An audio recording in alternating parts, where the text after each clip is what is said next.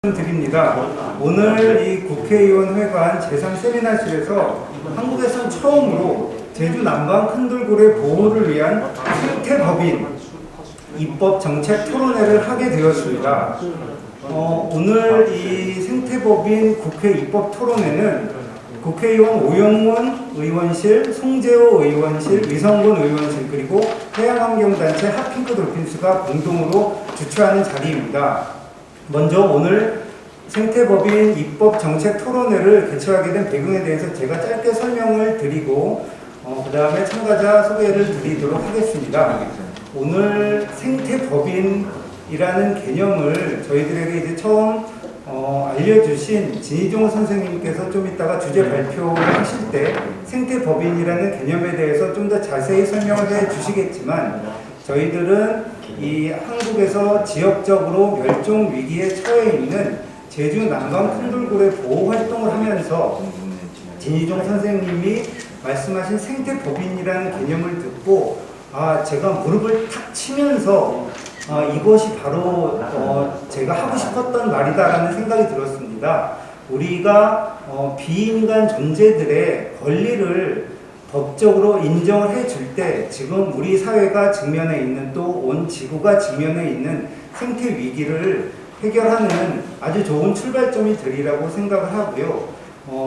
난개발과 또 해양 오염과 해양 쓰레기 등 여러 문제 때문에 고통을 받고 있는 제주 남방 큰돌고래를 비롯한 여러 비인간 존재들이 법적으로 권리를 취득하여 우리 인간과 동등하게 살 수 있는 사회를 희망을 하게 되었습니다. 그런 어떤 역사적인 출발을 오늘 이 토론회에서 같이 하게 된 것에 진심으로 기쁜 마음이고요. 이 자리에 국회의원 세 분께서 함께 자리해 주고 계십니다. 먼저 국회의원 오영훈 의원님 초청해서 인사말을 듣도록 하겠습니다.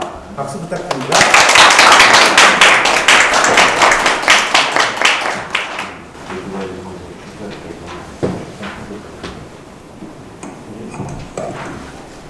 네, 반갑습니다. 오영훈 의원입니다. 오늘 세계 최초로 생태법인에 대한 화두를 던지고 있는 우리 진희종 선생님 국회까지 방문해 주셔서 감사드리는 말씀드리고 지역구 국회의원들은 다 관리를 하시는데 다른 지역 국회의원들은 관리를 안 하시는 것 같아서 좀 더 확대해 주시기를 부탁드리고요. 오늘 함께해 주신 손재호 의원님과 이성근 의원님들 참여해서 고마운 말씀드립니다. 오늘 해양환경단체 핫핑크 돌핀스 함께 해주고 계시는데요. 함께 준비를 해주셔서 고맙다는 말씀을 드립니다. 오늘 토론회에서는 멸종위기에 처한 제주 남방 큰돌고래 보호를 위해 제주 남방 큰돌고래 법적 권리를 부여하는 제도 도입 방안을 논의하고 있습니다. 이를 위해 발표를 맡아주신 해양동물 생태보전연구소 장수진 박사님과 진희종 선생님을 비롯한 강원대학교 법학전문대학원 장태현 교수님과 지정 토론자 여러분께도 고마운 말씀드립니다. 지난 2019년 세계자연보전연맹은 남방 큰돌고래가 멸종위기 직전의 상태 또는 보호조치가 중단될 경우 멸종위기에 처할 수 있다는 위험을 경고하기도 했습니다. 이에 최근 국내 학교에서 멸종위기에 처해 있는 제주 남방 큰돌고래를 보호하기 위해 생태법인 제도 도입의 필요성을 제시하고 있습니다. 생태법인은 기업의 법인격을 부여하는 것처럼 생태적 가치가 중요한 비인간 존재의 법적 권리를 부여하고자 하는 법률 제도로 국내 연구진이 세계에서 최초로 제안을 하고 있습니다. 해외에서는 2017년 뉴질랜드 의회에서 기존 법률을 활용하여 원주민의 오랜 삶의 터전인 환과 누이강의 법인격을 부여한 사례가 있지만 독자적인 법률로는 아직 부재한 상황을 알고 있습니다. 오늘 토론회는 생태법인 제도 도입 가능성을 국내에서 처음으로 논의한 자리입니다. 제도 도입까지 많은 쟁점들이 놓여 있겠지만 멸종위기에 처한 제주 남방 큰돌고래 보호를 위한 시의적절한 자리라고 생각합니다. 토론을 통해 다양한 의견들이 공유되고 남방 큰돌고래 보호를 위한 생태법인 공론화 우리 첫걸음 시작되기를 기대합니다. 저 또한 오늘 말씀 주시는 내용들을 잘 귀기울여서 경청하고 또 다양한 방안들이 실질적으로 정책으로 구현될 수 있도록 여러분과 함께 이루어가겠다는 말씀드립니다. 오늘 함께해 주신 모든 분들께 고마운 말씀드립니다. 감사합니다. 네, 오영훈 의원님 감사합니다. 다음 또 송재호 의원님의 인사의 말씀 듣도록 하겠습니다.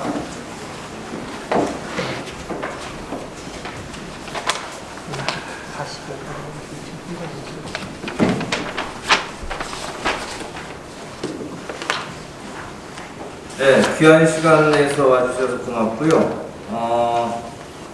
저는 뭐 사실 뭐가 뭔지 모르고 저희 우리 진희종 우리 선배님을 형님처럼 좋아하는데 이 남방 돌고래 보호를 위해서 뭔가 해야 된다 해서 그렇게 하겠다. 근데 이게 누가 하시는 거야 했더니 오영훈 의원께서 또 하신다 그래서 엄밀하게 말하면 좀 둘러집니다. 제주도 오고 해서 그러면 우리 국회의원 셋이 다 같이 해주자. 그래서 이제 하는데 우선 오영훈 의원께서 이렇게 정신이 없을 텐데 뭐 비서실장을 하시느라고 또 사상관계도 매우 복잡한데 이렇게 정신이 없을 때도 남방 큰 돌고래 생태 문제까지 이렇게 해서 참 도와주는 분이 많은 건지 또 본인이 또 여러 가지로 또 통찰의 능력이 큰 거죠. 대단하시다는 생각이 들고요. 유성근 의원님은 여기도 오늘 세미나지만 바로 옆방에서 또 농업 경쟁력과 관련된 걸 주관해서 또 여기 앉아 계신 거 보고 또 제가 참 우리 제주도 의원님들이 대단하시다 생각하고 솔직히 말씀드리면 뭔지 잘 모르겠어요. 다만 이게 돌고래가 사람이 아닌데 이게 법적 인격을 법인격처럼 부여할 수 있는가? 그러니까 메타버스로 이야기하면 아바타 개념성의 문제인데 예를 들어 우리도 점심 먹으면서 메타버스 안에서 일어나는 여러 가지 그걸 법적으로 어떻게 규제할 거냐 하는 부분까지 논의된다면 그런 식으로 우리 생명체에 대해서도 인간이 소위 생명체의 보호를 위해서 어떠한 법적인 부여를 우리가 가져야 될 것이냐 하는 것을 논의하는 매우 중요한 출발점인 것 같습니다. 다만 이제 제가 지금 애견협회 우리 한 애견협회 반려견으로 알려진 애견협회가 우리 한 1,500만 명 정도 되는데요. 반려동물을 키우시는 분들이 그분들은 그걸 가족으로 보시더라고요. 그래서 양육비라는 개념을 쓰고 그렇게 하고 또 그 스웨덴의 국회의장이 아마 우리 제주도를 한번 오신 적이 있는데 그때도 그 국회의장 정도 되면 아마 그 가족사항을 써야 뭐 좌석을 몇 개로 올 건지 근데 국회의장 다 자기하고 마누라하고 아들하고 또 한 명의 가족이 있는데 고향이 배씨가 간다고 이렇게 써서 좌석을 그리 만들어 달라는 뜻으로 그래서 이게 참 배울 게 많다 이렇게 생각을 했는데 아마 그런 같이 산다는 개념으로 제가 이걸 이해하고 그걸 제도화하는 시작인 것 같습니다. 그리고 제가 많이 여러분들 토론을 통해서 많이 배우고 또 우리 오영훈 의원님, 유성곤 의원님과 함께 뒷받침할 게 있으면 성심을 다해서 이렇게 뒷받침하도록 하겠습니다. 여러분 아무쪼록 고맙습니다. 즐거운 또 유익한 시간 되십시오. 네, 송재호 의원님 감사드립니다. 다음으로 위성권 의원님께서 인사의 말씀 해주시겠습니다.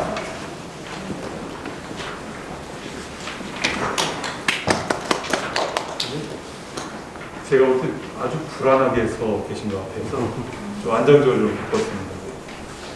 예, 이성건 의원입니다. 저는 제주 서귀포시가 지역구고요.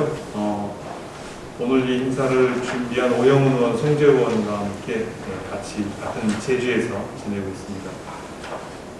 화순이 문제로 핫돌 핑크스를 만났던 것 같아요. 화순이를 이제 화순이에게 자유를 어떻게 줄 것인가.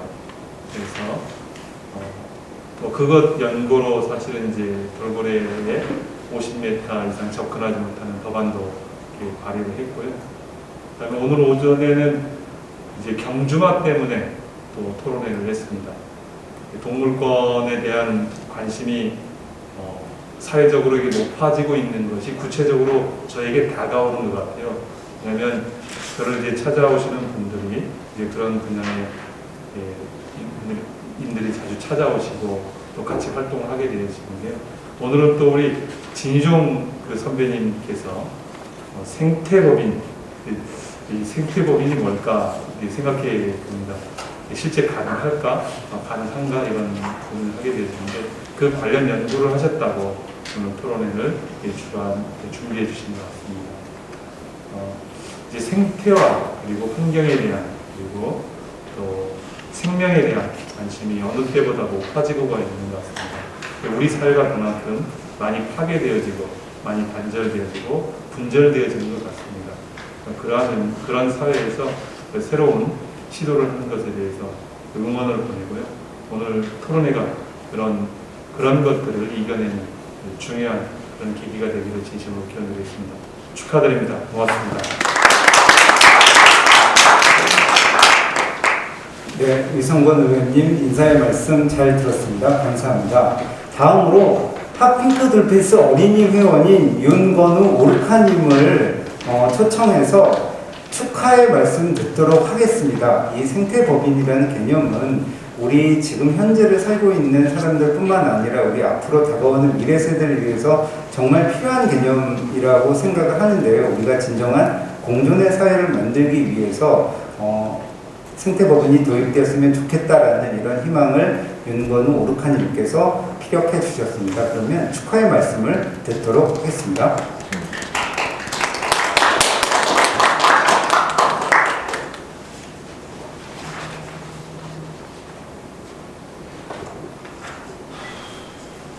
안녕하세요. 저는 오르카라고 합니다.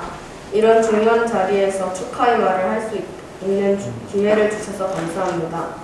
저는 2017년에 책을 통해 고래를 접하게 되었고 이후로 고래주에 대한 관심이 많아지게 되었습니다.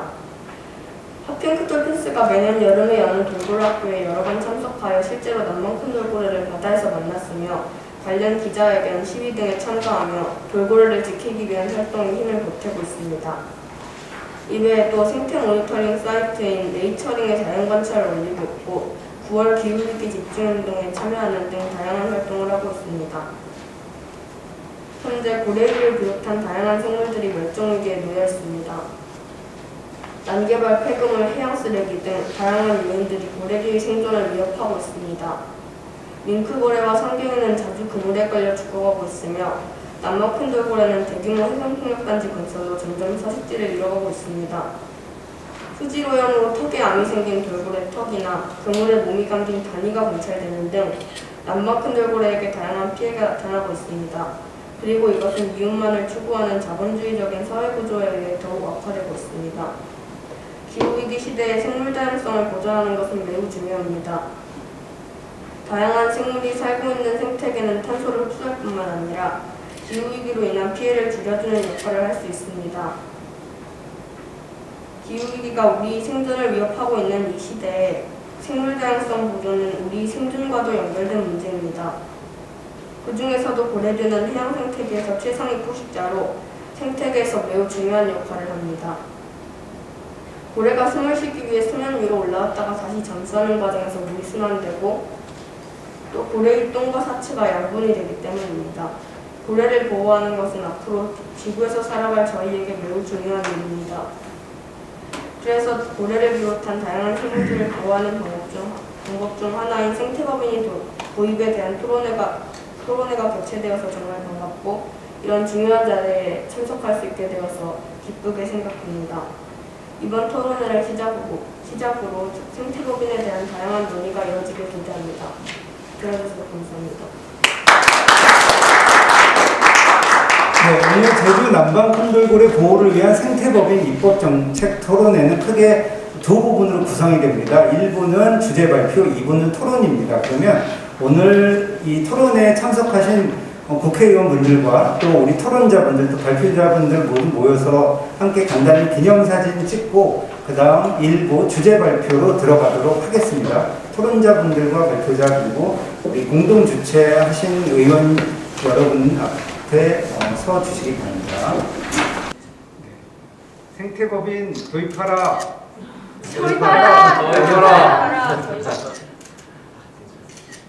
생태보전연구소 마크의 장수진 박사님께서 남방 큰 돌고래의 생태 특성과 환경에 대해서 발표를 해 주시겠습니다. 그러면 발표 준비를 하겠습니다. 안녕하십니까. 해양동물 생태보전연구소 마크의 장수진입니다. 테스트 때는 잘 됐지만 문제가 좀 생겨서 부득이하게 자료집을 보시면서 하게 얘기를 해야 될 것 같아요. 저는 오늘 제주 남방 큰돌고래가 어떤 생태를 가지고 있는지, 그리고 서식지로서의 제주의 환경이 남방 큰돌고래에게 어떤지를 좀 간단하게 말씀을 드리려고 합니다. 자료집 3페이지부터 시작됩니다. 3페이지 하단에 있는 슬라이드가 제주도에서 볼 수 있는 남방 큰돌고래의 가장 일반적인 모습입니다. 수중에서 촬영된 거고요. 사람들이 돌고래라는 생물을 떠올릴 때 가장 전형적으로 떠올릴 수 있는 모습이기도 합니다. 4페이지에 보시면 남방 큰돌고래라고 적혀 있는데 돌고래가 두 마리가 그림이 있어요. 위에 그림과 아래 그림이 하나는 큰돌고래고 하나는 남방 큰돌고래입니다. 이 두 종은 같은 속에 속해 있는 종으로 굉장히 가까운 균형 관계고 외형도 굉장히 비슷합니다. 그래서 우리나라에서는 한 2009년도 정도까지 제주도에 서식하는 이 돌고래가 큰돌고래라고 생각을 하고 있었어요. 큰돌고래는 여기 보시면 몸집이 좀 더 크고 주둥이가 조금 더 짧습니다. 위아래 어느 쪽인지 혹시 확인이 가능하신가요? 네, 아래쪽에 있는 돌고래가 큰돌고래입니다. 크기도 한 2.5m가 좀 넘는데 남방 큰돌고래도 2.5m 정도 돼서 약간 더 크고 약간 더 뚱뚱하고 약간 더 주둥이가 짧고 등지느러미가 약간 더 가는, 그래서 잘 모르고 보면 두 종을 충분히 혼동할 수 있는 정도의 외형이고요. 남방 큰돌고래의 특징 중에는 화면으로 보시면 아마 조금 더 잘 보였을 텐데 그 배 쪽에 검은색 반점이 있는 걸 확인을 하실 수 있습니다. 남방 큰돌고래는 인도양과 태평양 연안 지역에서 서식을 합니다. 분포 지역은 아프리카부터 중동, 동남아시아, 한국, 일본, 중국, 호주에 이르기까지 약간 밝은 색으로 표시되어 있는 지점들이고요. 조금 짙은 동그라미 부분들이 이 지역의 남방 큰돌고래가 확실하게 서식하고 있다라고 확인이 된 부분들입니다. 인도양과 태평양 연안 지역에 걸쳐서 서식을 하고 있고, 큰돌고래의 경우에는 연안 가까이에서 발견이 되는 경우도 있지만 좀 더 먼 바다 한복판에서 발견이 되는 경우도 있습니다. 그런 필체적인 차이도 좀 있고요. 한국의 남방 큰돌고래는 아까 말씀드렸던 것처럼 한 2010년도가 돼서야 제주도에 서식하고 있는 것으로 보이는 돌고래들이 남방 큰돌고래인 것이 고래연구소에서 확인이 되었고요. 이후에 개체수 추정 연구를 통해서 국내에는 한 110에서 120여 마리가 있다고 공식적으로 2010년 한 중반쯤까지 확인이 되었습니다. 제주 연안에 1년 내내 발견이 되고요. 제주 연안에서 이 120마리 정도의 돌고래들이 모두 뭉쳐다니는 것이 아니라 크고 작은 무리를 계속 바꾸어가면서 여러 지역에서 동시에 발견이 되기도 하고 한 지역에서 한 100마리 이상 한꺼번에 발견되기도 하는 다양한 형태의 무리 구성을 가지고 있습니다. 이것을 이합집산이라고 하고, 이 이합집산의 형태는 먹이를 어떤 먹이를 먹는가 하는 문제도 있지만 이 남방 큰돌고래가 가지고 있는 높은 사회성에서도 기인을 합니다. 그래서 어떤 목적으로 어떤 행동을 하는가에 따라서 나는 어떤 개체와 한 무리를 지어서 움직일 것인가, 나는 누구와 더 친하고 누가 나와 혈연으로 가까운가 하는 것들이 다양하게 작용이 되고 있다고 해외 남방 큰돌고래 연구에서 확인이 되었습니다. 저희는 2015년도부터 서식지 이용 연구를 꾸준히 해오고 있는데요. 2015년도부터 서식지 이용 연구를 꾸준히 해오고 있는데요. 2015년부터 2016년도까지 남방 큰돌고래가 발견된 지역을 맵에 표시를 해보면 자료집 5페이지에 지도처럼 나타났습니다. 이 기록은 2010년도부터 2017년도까지 한국의 고래연구센터에서 조사한 자료와 거의 유사하게 나타납니다. 제주도 전역에서 발견이 되지만 남서쪽과 북동부에서 조금 더 많이 발견이 되는 것으로 나왔습니다. 이런 어디서 나왔는지에 대한 관찰 자료를 바탕으로 행동권 혹은 서식지 분석이라고 하는 것들을 할 수 있습니다. 이 동물이 어떤 지역을 어떤 지역에서 서식하고 주기적으로 나타나고 이 지역을 이용하는가를 바탕으로 행동이 나오는 지역을 관찰을 하고 그 지역의 밀도함수를 추정을 해서 계산을 하는 방법인데요. 동물의 행동권 분석에서 굉장히 많이 사용을 하는 방법입니다.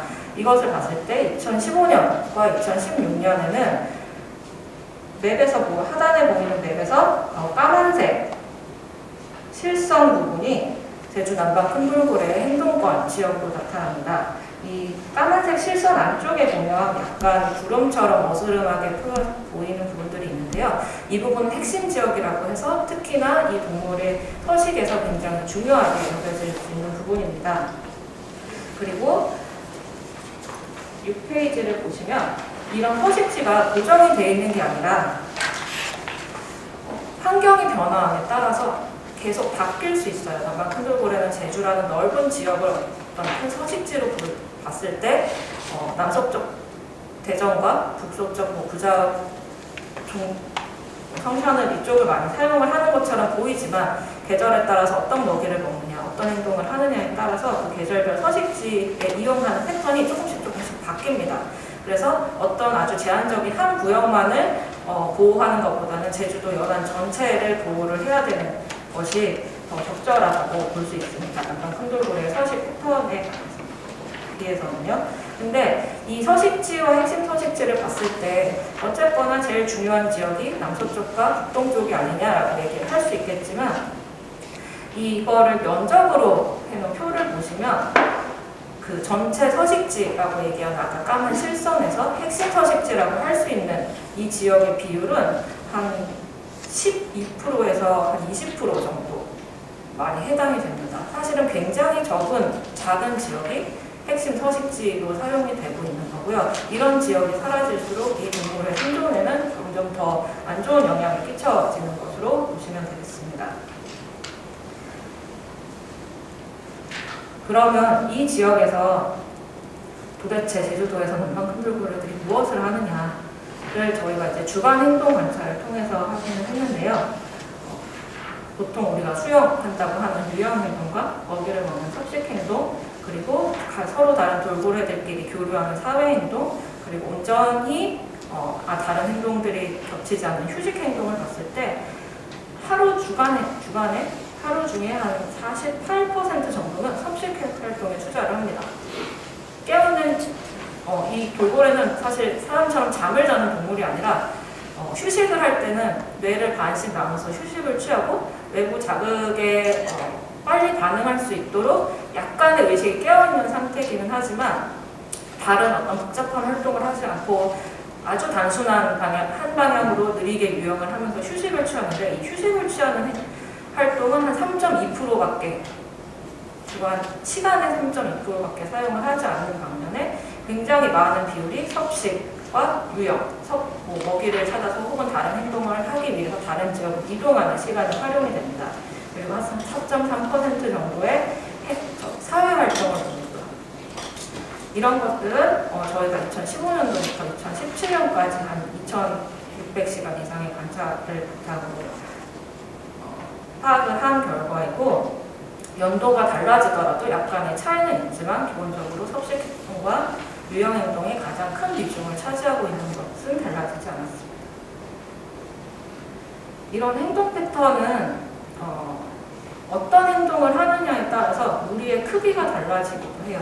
그래서 예를 들어 유형 행동을 할 때 그리고 섭식 행동을 할 때는 이거는 자료집의 7페이지 하단에 있는 내용인데요. 유형 행동과 섭식 행동을 할 때는 일반적으로 무리의 크기가 조금 더 크게 유지가 되는 반면에 다른 개체와 교류를 하는 사회 행동이나 휴식을 취할 때는 무리의 크기가 적은 상태로 유지가 됩니다. 아까도 말씀드린 그 원 그래프에서 보셨던 행동의 비율도 조금씩 차이가 있고 보통 지속 시간 같은 경우에는 한 15분 이상 한 가지 행동을 15분 이상 하는 것으로 나타났지만 최대 다른 행동이 섞이지 않은 상태로 30분에서 1시간 가까이 어떤 특정 행동을 하는 경우도 있습니다.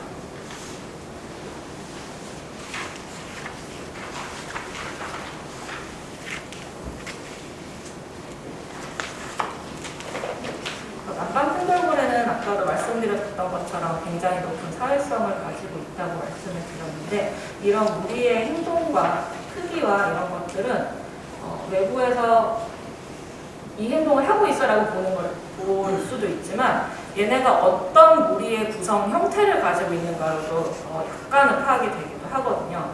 저희 같은 경우에는 그룹의 형태를 그룹이 전혀 형태가 없이 완전히 넓은 지역에 분산되어 있는지 아니면 선형으로 무리를 구성을 하고 있는지 아니면 평행으로 애들이 줄을 지어 가는지 단단하게 아주 타이트한 구성을 하고 있는지 아니면 원형의 그룹을 구성을 하고 있는지 이런 것들을 관찰을 하고 있는데 이런 형태도 그룹의 크기나 그룹의 행동에 따라서도 조금씩 달라집니다. 예를 들어서 이동을 할 때는 리니어한 그냥 쭉 늘어서서 이동을 하는 형태가 많은가 하면 무리가 단체로 어떤 그룹을 구성하고 있는 분집성 어류를 사냥을 할 때는 저 가장 밑에 서큘러 패턴이 많이 나타나고요.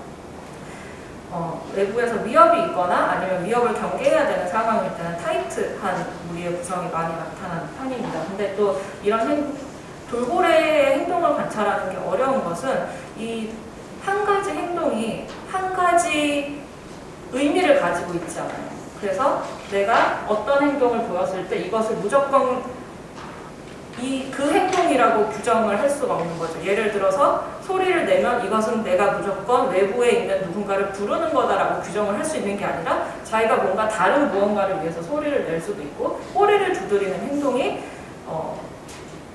즐거워서 나타나는 행동일 수도 있지만 스트레스를 받거나 공격적으로 나타나는 행동일 수도 있기 때문에 앞뒤 맥락을 가지고 행동을 관찰해야 한다는 점에서 그리고 특정한 한 의미를 보일 수 있는 굉장히 다양한 행동들이 있다는 점에서 돌고래의 행동은 조금 더 주의 깊게 관찰을 낼 필요가 있습니다. 8페이지 하단에 보시면 저희가 2015년도부터 2019년도까지 관찰한 결과를 가지고 출생과 사망에 대한 조사를 한 것이 있습니다. 이것은 어미의 개체를 식별을 하고요. 어미가 함께 다니는 새끼를 식별해서 이 조합이 얼마나 오랫동안 안정적으로 유지가 되는가를 바탕으로 진행이 됩니다. 그래서 저희는 보통 겨울철에는 조사를 하고 있지 않아서 3월부터 11월까지 결과를 바탕으로 이루어졌는데요.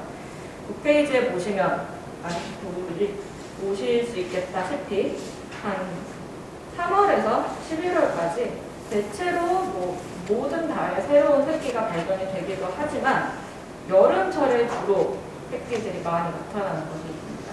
남방 큰돌고래는 한 1년 정도의 기간 동안 새끼를 뱄습니다. 그래서 한 11개월 정도가 좀 지나면 새끼를 낳고 보통 한 1년에서 2년이 가량 젖을 먹인다고 알려져 있는데요. 호주나 다른 지역의 경우에는 여름에만 새끼를 낳는다라는 개체군도 있는 반면에 이 서로 다른 지역에 서식하는 남방 큰돌고래들의 생태가 조금 다를 수 있어서 한국에서도 확인을 해봤는데 매 연중 새끼를 낳지만 여름에 피크가 있다는 것으로 생각하시면 될 것 같습니다. 그리고 한 번 새끼를 낳으면 그 어미는 보통 1년에서 2년, 길게는 한 4년까지 지나야 다음 새끼를 낳는 것으로 확인이 되었습니다. 한 번에 새끼를 무조건 한 마리 낳거든요. 이 새끼가 젖을 먹고 엄마한테서 어느 정도 독립을 한 이후에 다시 새끼를 낳기 때문에 보통 한 어미가 평생 낳을 수 있는 새끼는 사실 그렇게 많은 편은 아닙니다. 근데 저희가 이거를 조사를 하다 보니까 새끼의 사망률이 0.17에서 0.47까지 생각보다 꽤 높은 편으로 나왔어요. 이 수치가 호주에 있는 샤크베이 지역에서는 사망 새끼, 1년생 새끼의 사망률이 0.27 정도고 일본에 있는 미쿠라 섬의 경우에는 0.13 정도인데 한국에서는 특별하게 남방 큰돌고래를 위협하는 포획이나 이런 것들이 없는 상황에서 가장 적을 때가 0.13 미쿠라 섬과 비슷하고요. 가장 높을 때가 0.47까지 굉장히 높게 나왔습니다. 그래서 이런 부분들은 좀 장기적으로 꾸준히 관찰을 해서 어떤 요소가 이 첫해 새끼의 사망률에 영향을 미치는지 남방 큰돌고래, 제주 남방 큰돌고래의 경우에는 첫해 새끼가 원래 많이 죽는 건지 아니면 어떤 다른 환경적인 문제나 아니면 인간의 영향에 의해서 이렇게 바뀔 수 있는 것인지에 대한 추가적인 조사가 필요하다고 생각합니다. 사실 남방 큰돌고래는 소리를 활용하는 동물로도 굉장히 잘 알려져 있습니다. 물속에서 보통 제주도 바다가 저희가 들어가면 5m에서 10m 정도의 시야가 나오는데요. 그 이상은 전혀 보이지 않지만 남방 큰돌고래는 음향을 사용해서 마치 박쥐처럼 소리를 쏴서 되돌아오는 소리를 들은 이후에 주변 환경이 어떤지, 근처에 어떤 먹이가 있는지, 얼마나 큰 무리가 있는지 등을 확인을 할 수 있습니다. 그래서 그런 행동들이 10페이지, 제가 11페이지 정도 사진을 보시면 될 것 같은데요. 보통 클리금과 휘스름으로 크게 나눠집니다. 클리금은 하는 똑똑똑똑똑 하는 소리가 연속돼서 나타나는 것들을 클리금이라고 하고요. 휘스름은 휘파람 소리처럼 들립니다. 그래서 일반적으로 휘스름은 커뮤니케이션을 할 때 많이 사용을 하거나 아니면 내가 누구다라고 하는 자신의 이름처럼 사용이 되는 시그니처 휘슬이라는 것이 있어서 그런 식으로 사용이 되고, 클리금은 크게 사회적인 커뮤니케이션에 사용되는 클리금이 있는가 하면 아까 말씀드린 박쥐와 이런 동물들처럼 반향정이라고 하는 내가 소리를 쏴서 주변의 환경을 인식할 수 있는 정보를 가지고 볼 수 있는 그런 소리로 할 수 있는데요. 혹시 저기 선생님 여기 소리가 날까요? 어디? 굉장히 소리 들리는데 네. 이게 휘스름이고요.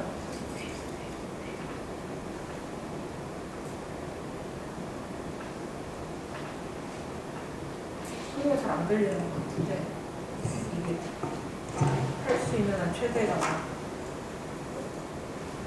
되게 마치 잘 안 열리는 문을 여는 것 같은 소리가 납니다.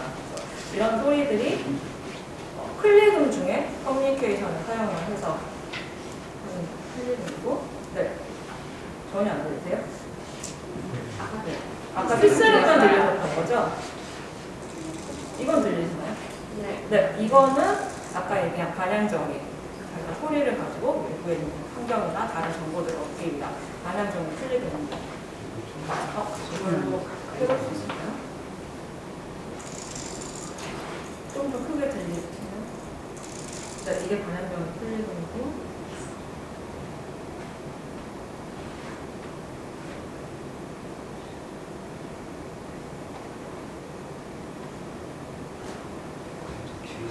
이게 어디서 소리가 나는지 잘 모르고.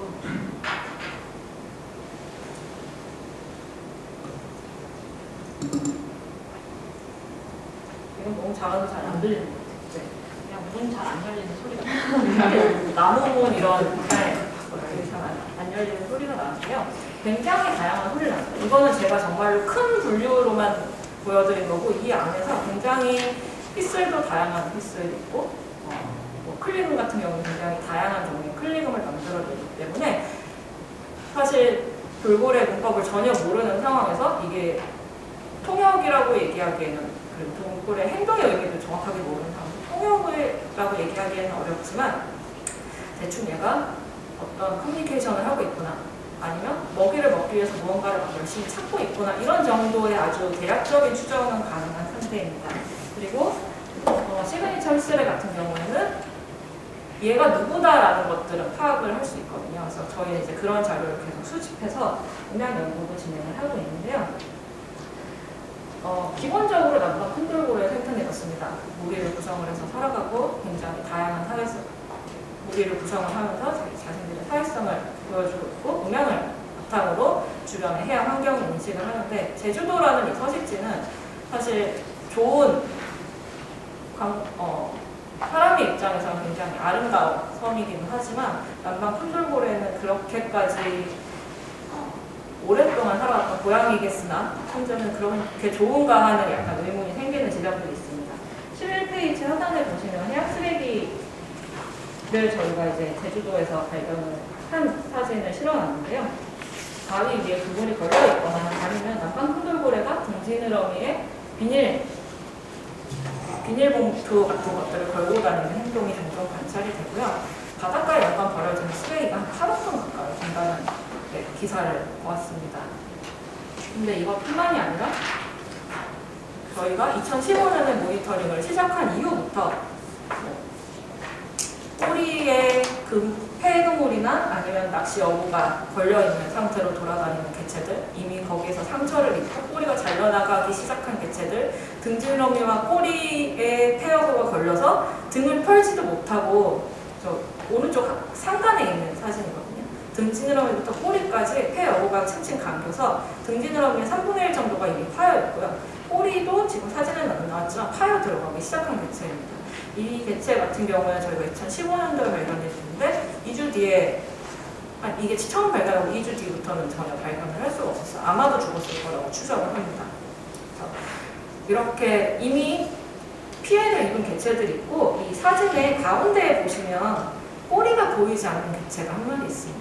이 개체는 옆으로 몸을 틀고 있는 게 아니라 아마도 폐어고 같은 것에 걸려서 꼬리가 이미 잘려나간 것으로 추정이 된 개체고 제주도에서는 일단 현재까지는 살아 있습니다.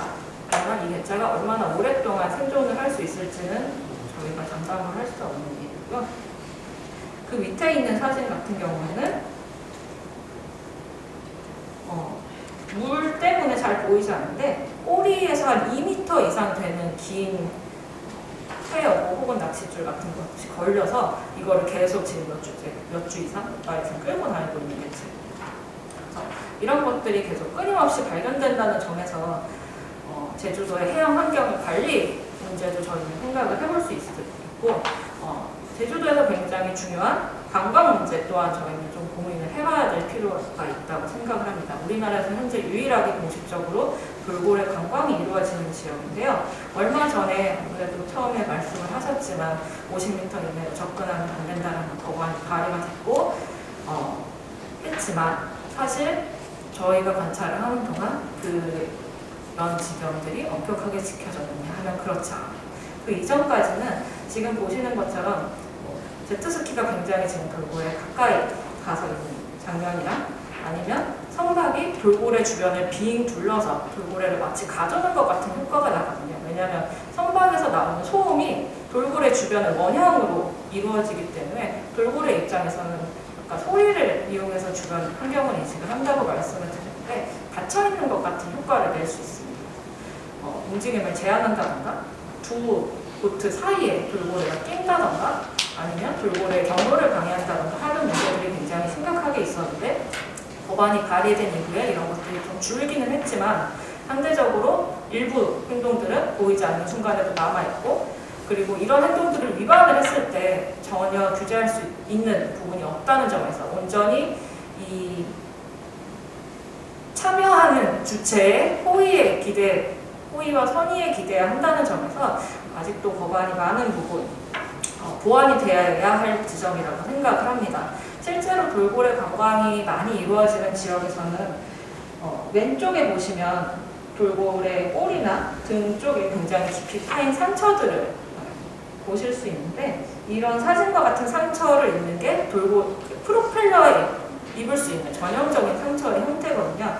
근데 오른쪽에 세로로 있는 3개의 사진을 보시면 이건 저희가 제주도에서 찍은 돌고래 개체들의 등지느러미 사진입니다.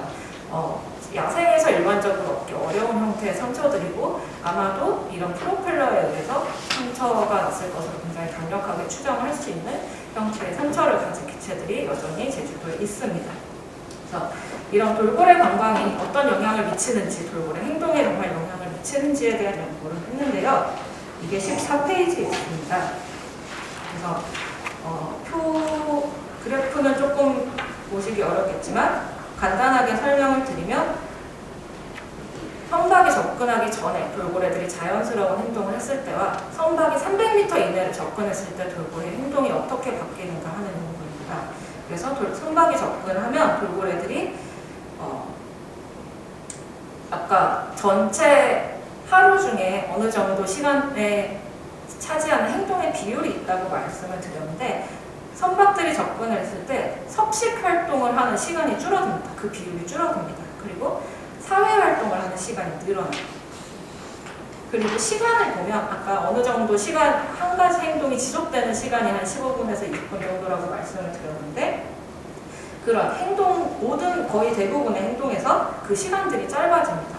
예를 들어서 사람이 한 30분 정도는 느긋하게 앉아서 밥을 먹어야 되는데 중간에 전화가 온다던가 누가 불러서 15분, 20분 단위로 계속 중간에 일어나서 다른 행동을 하고 와야 되는 상황이 되는 거죠. 이게 뭐 저는 지금 밥을 먹는 걸로 예를 들었지만 돌고래들은 앉아서 차려진 밥상을 먹는 게 아니기 때문에 쫓아가서 사냥하라고 내가 탐색을 해야 되는 그 모든 과정이 행동이 끊길 때마다 새로 시작을 해야 된다는 문제들이 있습니다. 그래서 이런 행동들이 시간이 짧아지고 비율이 줄어드는 게 단순한 문제만은 아니고 굉장히 장기적으로 지속이 될 때는 안 좋은 영향을 미칠 수 있을 거라는 점을 말씀을 드려야 될 것 같고요. 그리고 15페이지에 보시면 이런 관광은 그룹의 크기 자체도 줄이고 사용 지역도 관광이 이루어지는 지역보다 조금 더 가까운 연안 안쪽으로 이동하는 식으로 행동을 바꾸게 되는데 이런 행동의 변화는 사실 작은 고래들이 포식자를 만났을 때 보이는 행동들과 상당히 유사한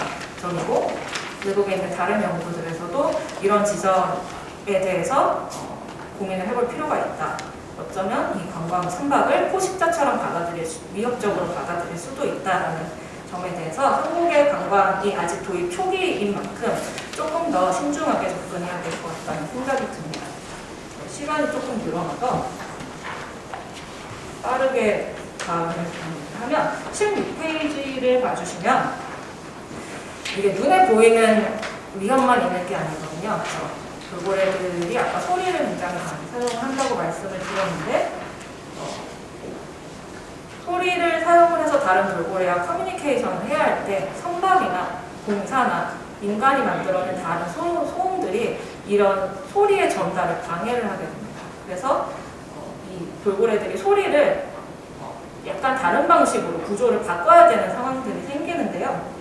이런 연구는 사실 해외에서 굉장히 많이 되어 있지만 제주도에서 저희가 남방 큰 돌고래 연구를 했을 때도 선박이 접근을 했을 때 혹은 해양 소음이 늘어났을 때 이 남방 큰 돌고래들의 주파수가 변화한다는 것을 확인할 수 있었습니다. 그 내용이 16페이지 하단에 있는 그림입니다. 왼쪽에 있는 그림과 같은 소리를 내던 둘째가 오른쪽과 같이 소리를 내는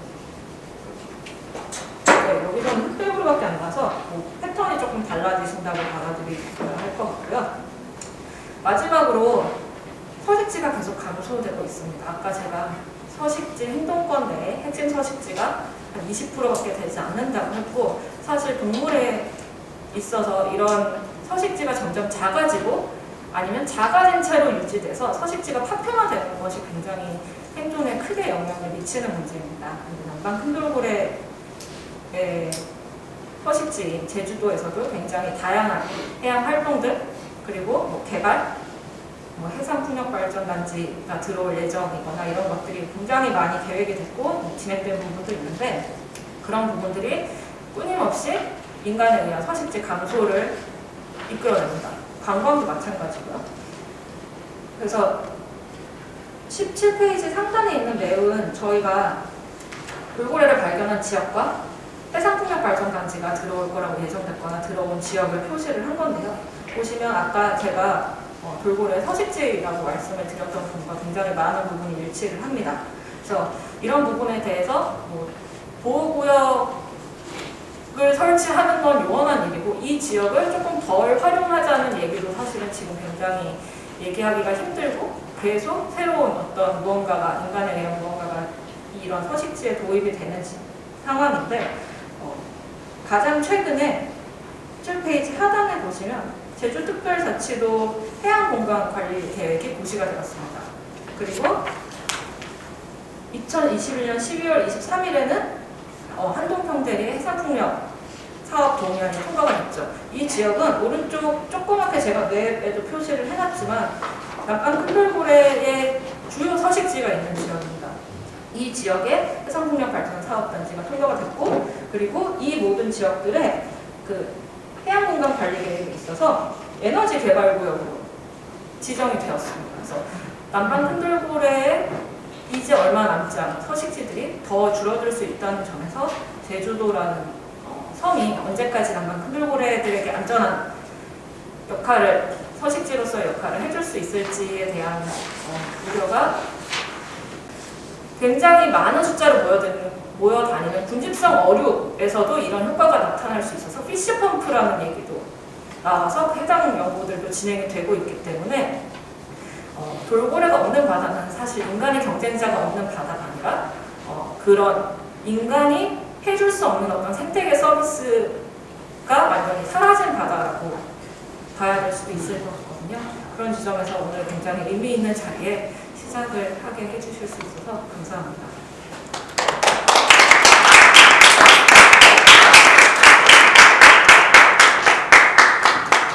네, 훌륭한 발표를 해주신 해양동물생태보전연구소 마페 장수진 박사님께 다시 한번 박수 부탁드립니다.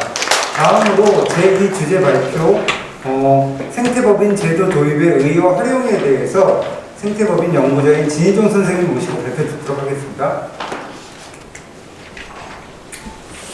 반갑습니다. 네, 진희종입니다. 우리 장수진 박사님 상당히 소중한 연구 내용 잘 들었고요. 일단 자료 23페이지부터 시작을 하겠습니다. 저는 이렇게 환경 문제에 대해서 좀 본격적으로 관심을 가지게 된 게 2003년입니다.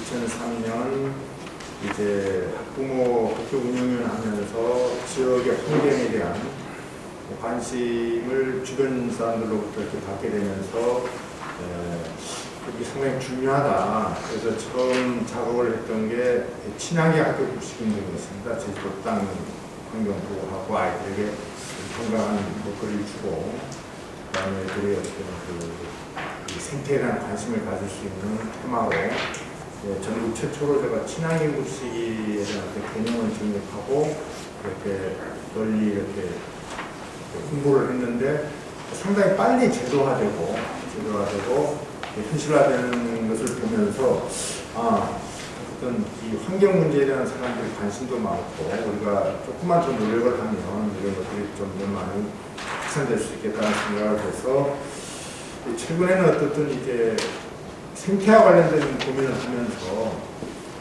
오늘날 우리가 겪는 여러 가지 생태 위기들이 결국은 인간이 자연을 대하는 태도에 상당히 문제가 있고, 그런 어떤 자연을 오직 도구로만 생각하는 관점들을 일상에서 바꾸려면 제도화돼야 되겠다. 그래서 최소한 생태적으로 아주 소중한 어떤 대상들, 이게 어떤 자연물이 될 수 있고 동물이 될 수 있고, 그 다음에 미래 세대에게 꼭 필요한 생태 자원만큼이라도 법치주의적 질서 내에서 보호를 해줄 필요가 있다라고 해서 생태법인에 대한 개념을 이렇게 도출해내면서 연구하다가 우연히 이제 남방 큰돌고래 얘기를 듣게 됐습니다. 듣게 됐는데 그 내용을 자세히 좀 들다 보니까 상당히 위기적 상황이고 멸종 위기에 있고, 그 다음에 거기에 활동하시는 분들이 상당히 헌신적으로 노력하고 있는 걸 보면서 상당히 제가 부끄러웠습니다. 제주 사람으로서. 그리고 진짜 이 얼마 남지 않은 이 남방 큰돌고래가 사라진다면 우리 얼마나 부끄러운 짓을 했는가 라는 어떤 좀 두려움도 있었고요. 그래서 이제 그 생태법인이라는 제도를 우리가 현실화시키는 데 있어서 좀 사람들한테 이해도 쉽게 하고, 그 다음에 그 효과도 얻을 수 있으려면 어떻든 이제 직면한 그 생태자원의 위기를 적용했을 때 어떤 효과가 있고 어떤 그 이걸 현실화하는 데 과제가 있는가라는 어떤 주제로 이렇게 오늘 발표 자료를 만들어 봤는데요. 첫 번째 이제 섹터는 이제 그 생태 위기에 대한 어떤 여러 가지 진단, 그리고 이거에 대한 어떤 인류사의 어떤 대응이 어떤 생각을 가지고 있는지를 좀 살펴보고, 그 한계 내에서 두 번째 сек션이 일종의 그 좀 실용적인 어떤 그 대안 이념, 어떤 것이 있느냐 속에서 결론을 생태법인으로 도출해내고, 그 생태법인이라는 그 신뢰성을 가지려면은, 그 다음에 설득력을 가지려면 일종의 그 기납법적 어떤 사례 같은 것들을 이렇게 좀 끌어들여서 설명하는 게 좋겠다는 생각을 했고요. 마지막은 그러면 구체적으로 생태법인, 남방 큰돌고래를 생태법인으로 법인적으로 부여하고, 이런 것들이 제도 속에서 활성화됐을 때 어떤 우리가 의미가 있겠느냐, 그리고 이걸 또 현실화할 때 어떤 과제가 있느냐로 이렇게 체크됐고요. 24페이지는 뭐 그냥 서론적인 얘기입니다. 어떻게 생태계가 상당히 현실화됐는데, 그에 따라서 이제 나름대로 어떤 그 대응에 대한 어떤 이념들이 나오고 있는데 25페이지는 뭐 어쨌든 대표적으로 우리 생태위기의 기후위기 전문가들은 어떻게 진단하고 있는지, 그 다음에 두 번째 어떤 그 내용은 이 생태위기라는 것이 어쩌면 인류의 전멸이 될 수도 있는 상당히 위기를 강조하고 있다는 내용이고요. 그리고 이런 기후위기나 생태위기가 구체적으로 종이멸종과 직결되고 있고, 그 중에서도 우리 생활 속에서 제주도 사람들하고 오랫동안 공존했던 이제 남방큰돌고래 실태, 대표적으로 이렇게 수상연구원이 얘기했던 이제 새끼 죽은 돌고래들을 얻고 다니는 그런 모종의 모습 상당히 충격적이었습니다. 그리고 뭐 이제 지구촌 생태위기에 대한 여러 가지 어떤 철학적, 이념적 어떤 진단과 대안은 아주 다양하게 나오고 있습니다. 사실은 뭐 예를 들어서 북친 같은 경우에는 사회 구조적인 문제로 접근하는 것이 있고, 그러다 보니까 또 사회 구조적인 문제를 해결하려고 하니까 상당히 좀 근본주의로 접근한다는 어떤 한계가 좀 지적을 받고 있고요. 그 다음에 이제 그 오래전에는 어떤 수화의처 생명과이라든가, 그 다음에 밑에 보면 가장 대표적으로 테일러가 어떤 생명 존재에 대한 인간과의 관계에서 보유한 어떤 자연이 가지고 있는 생명권을 인간이 침해할 수 없다. 이것도 상당히 조금은 근본주의적인 입장이 아닌가. 이것도 우리 모든 사람들에게 적용하기는 당장 상당히 어려운 한계를 가지고 있다. 이렇게 보고 있고, 저는 이제 그럼에도 불구하고 박태영 교수님 이렇게 논문이라든가 그런 걸 보면은 조금씩은 그 자연에 대한 존중하는 어떤 생각들, 이념들, 이론들이 제도 속에서 반영되고 있는 흐름이 시작됐다는 상당히 중요한 어떤 내용을 발견했고요. 그래서 저는 이제 그러면 생태법인이라는 것을 설계하는 데 있어서 이념적 어떤 토대를 어떻게 잡을 것인가 고민하다가 제가 주목했던 것은 29페이지 보면 환경신용주의입니다. 실용주의는 어떻든 미국에서 어떤 우리가 살아가는 데 있어서 진리를 찾아가는 어떤 도구적인 어떤 방법론으로서 실용주의적 방법을 이렇게 뿌리내리고 발전시킨 미국인데, 거기에 이제 환경 문제까지도 실용주의 어떤 그 철학적 토대 위에서 이제 적용을 시킨 거죠. 그러니까 일종의 그 생태위기 산업사회 발전이라든가 인간의 여러 가지 어떤 그 이제 물질들을 개발하면서 생태계에 교란을 한 것에 대해서 아주 구체적으로 이렇게 이제 제기된 것이 70년대 신충 생태주의라든가 이렇게 얘기할 수 있고, 또 그 전에 가면 어떤 레이 카슨의 어떤 그 침묵의 봄, 1960년도가 되겠죠. 그랬을 때 이제 환경 실용주의자 입장에서는 그런 어떤 생태주의적인 어떤 그 아젠다가 담론이 그 어떤 생태 문제 위기를 진단하는 데는 상당히 유용하나 그걸 현실적으로 적용하는 데는 좀 한계가 있다. 그래서 그런 어떤 실용주의적인 입장에서 이제 환경윤리가 인간과 비인간 자연과의 도덕적 관계에 분석하는 데 상당한 진전이 있었으나, 반면 환경윤리 분야가 도덕적으로 정당화되고 환경정책 수립에 어떤 실질적인 영향을 미치는지를 의문이다 라고 해서 환경윤리는 실제 경험이고, 따라서 어떤 철학은 이 문제에 실질적인 해결을 도출할 필요가 있다 라는 게 어떤 환경실용주의의 어떤 지향이라고 봐야 되고요. 대표적으로 캐치라든가 어떤 이게 20세기 후반에 활동이 시작됐다고 봅니다. 그리고 이제 박규환 교수님 같은 경우는 이제 논문을 통해서 어떻든 이제 시민적 법치국가 이념, 사회적 법치국가 이념이 토대가 된 산업자원주의 체제가 한계에 봉착했다. 근데 이제 법치주의가 산업사회 발전에 중요한 어떤 그 토대가 되고, 그러나 현실적으로는 그 산업 발전이 결국 생태위기를 불러오지 않느냐. 그래서 그 극복을 위해서는 이제 어쨌든 법치국가 이념이 새로운 발전을 해야 되는 것이 필요하다라는 문제제기를 해주셨습니다. 일종의 생태 법치주의 요구라고 했는데, 이제 예를 들어 정확히 여기 30페이지 보면 환경정책이라는 영역을 좀 더 실효적인 발전 단계로 이르기 위해서는 생태계 이론들이 입법 영역에서 적극적으로 도입되거나 고려되어야 한다. 어떤 이 그 논문의 내용 이런 것들이 제가 생태법인을 디자인하는데 아주 좀 결정적인 시사점을 주지 않는다라는 생각을 하고요. 그 다음에 관련된 클라우스 보셀만 얘기가 있었고요. 그 다음에 이제 뭐 역사적으로는 이 스톤 워낙 유명한 분입니다만 1970년대에 그 미국의 어떤 산림의 어떤 그 개발로 인한 훼손에 대해서 안타까움을 표하면서 그때 좀 구체적으로 자연분에도 법인 개혁을 줘서 그들이 자기를 보호할 수 있는, 즉 그들이 인간하고 의사소통이 어렵기 때문에 적절한 보호자나 대리인을 둬서 그런 무분별한 환경 훼손이라든가 이런 것들을 막는 제도가 필요하다. 이것도 어쨌든 이 생태법인을 디자인하는 데 상당히 큰 시사점을 줬다고 보고요.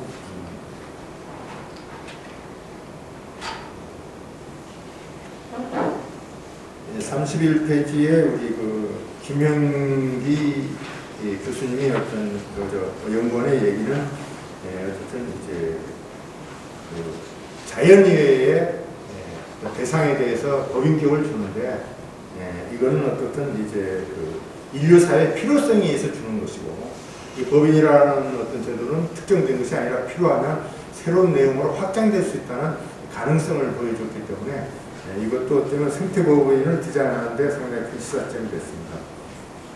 그래서 이제 32페이지에 이제 개념을 정의하는 저는 이거 뭐 완결된 개념이라고 할 수는 없습니다만 어쨌든 이 시점에서 제가 제기한 개념은 생태계라는 것은 현 세대만이 가지고 있는 현 세대만이 그 향유할 수 있는 어떤 관계가 아니고 미래 세대도 같이 살아가는 데 꼭 필요한 어떤 그 존재라고 봤을 때 미래 세대는 물론 인간이 존재 가운데 생태적 가치가 중요한 대상에 대해 법적 권리를 부여하는 제도로 이렇게 정의를 해봤습니다. 어쨌든 뭐 테일러 입장이라든가 이런 사람들 입장으로서 모든 자연물을 보편적으로 권리가 있다고 하기에는 사회적 수용성 행위가 있기 때문에 이렇게 했고요. 그래서 이제 그러면 그걸 어떻게 운영하려고 하느냐 만들었으면 그래서 33페이지 위에 보면 어쨌든 주권자가 어느 지역 아니면 어느 동물 중요한 거에 대해서 이 대상에 대해서는 법인격을 부여할 필요가 있다라고 이렇게 요구를 하면 그렇다고 어떤 아무 대상이나 무분별하게 법인을 줄 수 없기 때문에 전제 조건으로 저는 이제 환경특별법원, 저는 생태법원이라는 명칭을 썼습니다. 그런 게 우리 사회에 도입돼야 된다. 예를 들어서 예전에 어떤 법원이라는 게 민형사 제도를 했다가 가정법원이 도출했듯이 어쨌든 이 환경 문제가 어쨌든 우리 사회에서 상당히 어쨌든 일반화되고 또 긴급을 요구하고 재판 과정에서 전문가들이 조력이 필요하기 때문에 생태법원이라는 제도가 있게 되면 이렇게 이 3원 요소가 이제 작용을 하는 거죠. 그런데 아직은 이제 이 생태법원이나 생태법인을 어떤 법률 체제 내에서 도입하기에는 아직은 사회적 공감대라든가 그다음에 어떤 제도의 엄밀성 같은 것들이 탄탄하지 않기 때문에 앞으로 향후 논의를 이제 좀 계속돼야 되겠고, 어쩌면 가장 안정적으로 제대로 운영하기 위해서는 헌법 개정을 하거나 그럴 때 이제 자연의 권리에 대한 어떤 존중의 인연이 헌법에 좀 당기면 생태법인이나 생태법원을 이렇게 작동을 하는데 상당히 안정적인 장치가 되지 않겠느냐. 그리고 34페이지입니다. 그래서 국립공원이라는 경우도 이제 국가가 잘 관리를 하는데 생태법인하고 뭐가 다르냐라고 했을 때 간단히 정의하면 권리의 소재입니다. 국립공원이라는 것은 자연을 소중하게 보호하는 제도이긴 하나 사람 중심일 수밖에 없는 것이고, 생태법인은 일종의 권리 주체 자체를 자연물이 되는 거죠. 근본적인 차이가 있다는 얘기는 뭐냐면 자연을 바라보는 인간의 태도나 관점이 근본적으로 다르다는 거죠.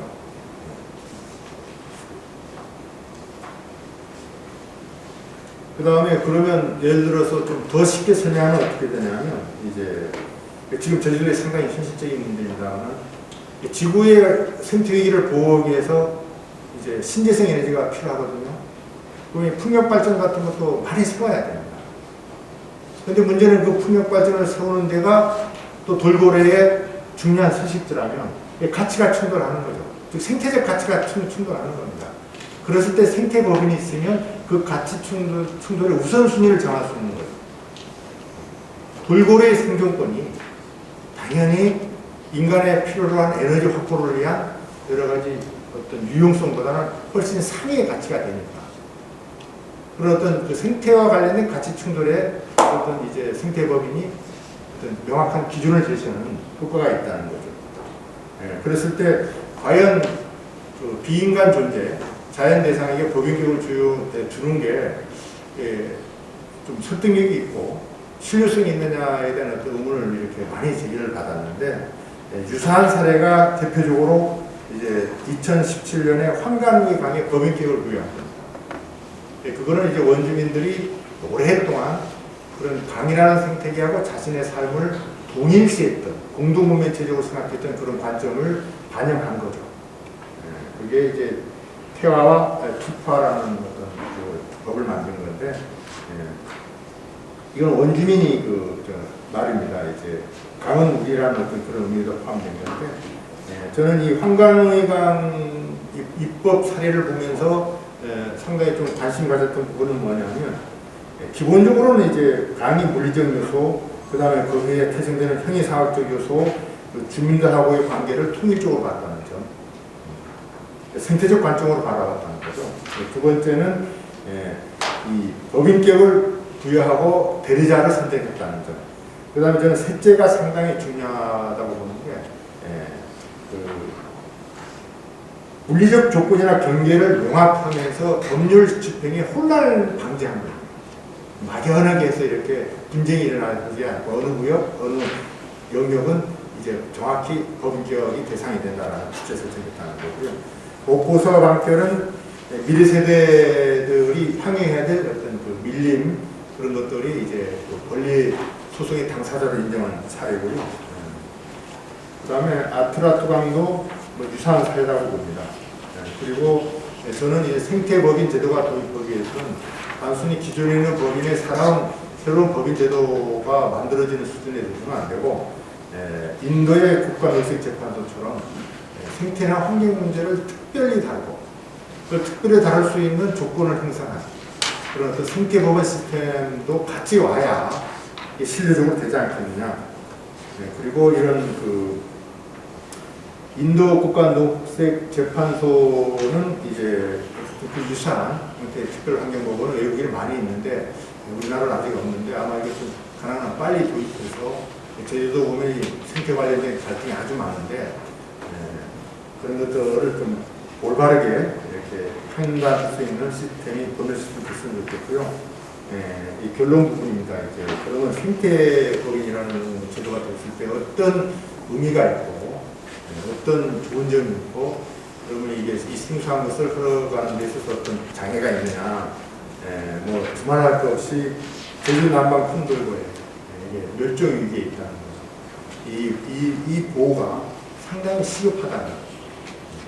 그리고 이거 일종의 우리 그 남종영 기자님 토론문이 있었는데 보면 이제 이 어떤 의미에서 이 돌고래를 보호하는 것이냐라고 했을 때 기본적으로 저는 어떻든 이제 돌고래하고 인간의 삶 자체가 상호 공존 체계를 가지고 있다.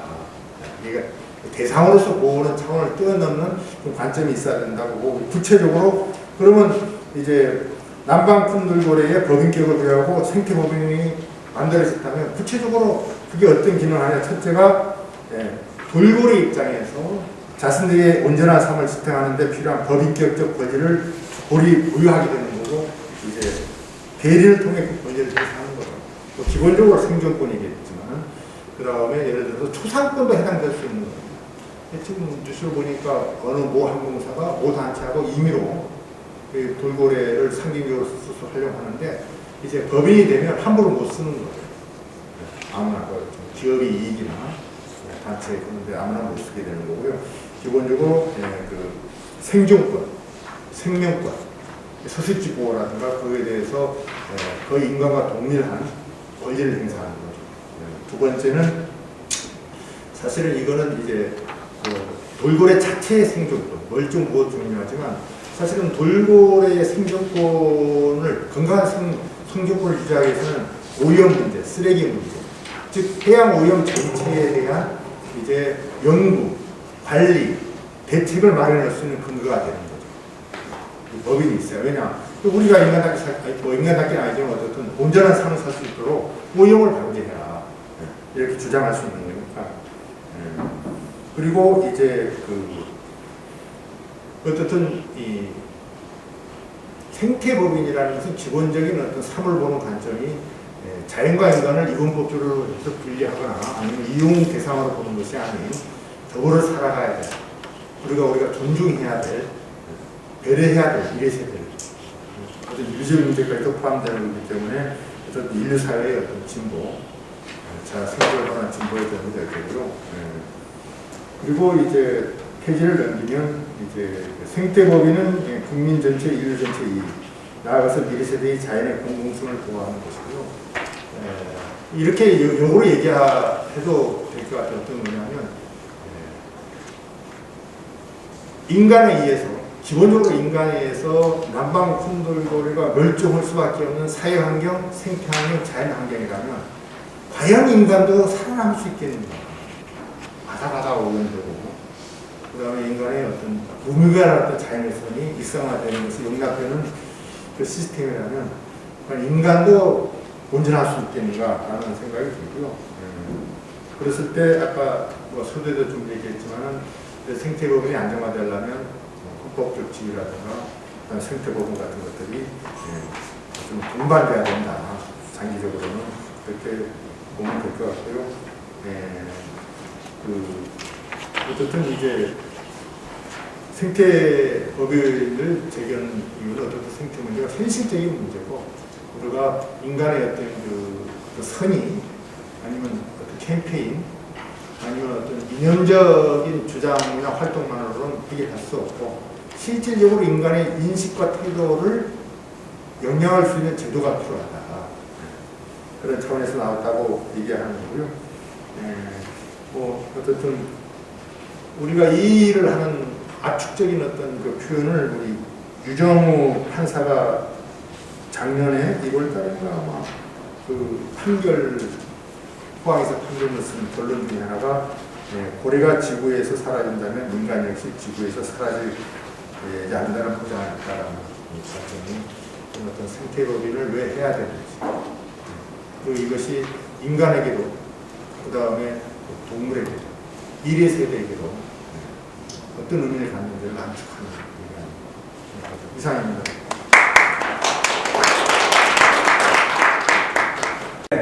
일부 주제 발표를 잘 들어봤습니다. 그러면 약 5분가량 잠깐 쉬는 시간을 갖고 정각 4시부터 2부 토론을 시작하도록 하겠습니다.